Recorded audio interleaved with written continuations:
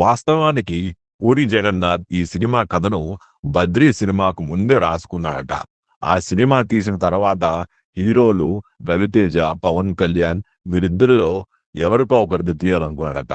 అయితే రవితేజను ఖరారు చేసుకొని సినిమా చేద్దామని అన్ని సిద్ధం చేసుకున్నాడు కూడా.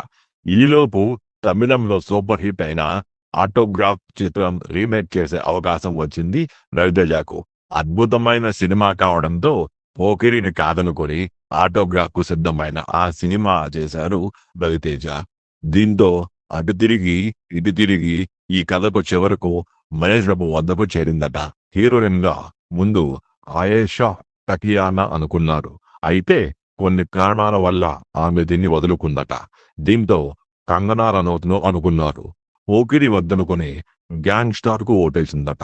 దీంతో చివరకు ఇలియానాను తీసుకున్నారు. ఈ సినిమాలో